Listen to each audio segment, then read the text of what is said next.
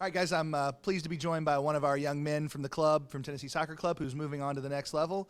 Happy to have Matt Brady with me today. Matt, how are you today? Doing great. I'd like to also start off by saying go Rebels. So, Matt, yeah, I've had a lot of opportunity to see you play over the years. You kind of grown up in our club.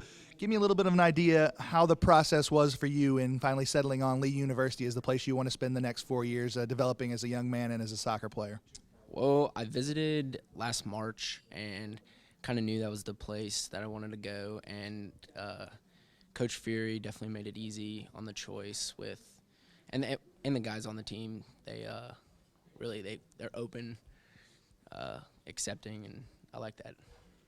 Just from knowing how this process worked for you, I know you were able to go over and attend a soccer camp there. Was that a big part of helping you feel more comfortable both on that campus and then with that coaching staff? Is that something you recommend other players look to try to do? For sure. That was definitely one of the key things to help me really get used to how they play and everything, and I enjoyed it and definitely helped me out with the decision.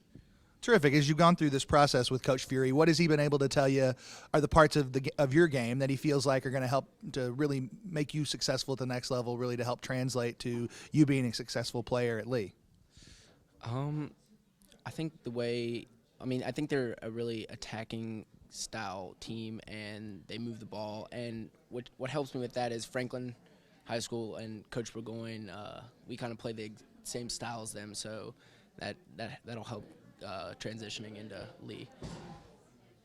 That makes sense. And I know, obviously, you mentioned Coach Burgoyne, who's another one of the coaches here at Tennessee Soccer Club. But also I know from a couple of your club coaches who happen to be good friends, and both Hans Hobson, who was your coach for your U17 year, and then Kenny Heckman, who's been your coach for this U18 year. What can you tell me about those two guys and how they've impacted your development as you continue to become the player you can be in the future? Hans was the one who he gave me a list of colleges, and Lee happened to be on it, so he was the one who introduced me, and he kind of contacted the coaches, so he helped me get through that. And then Kenny I played for about a month and a half, so I mean he helped me with my ability to my attacking, obviously he helped that a lot, but then I got injured, so didn't really get to play too much with him.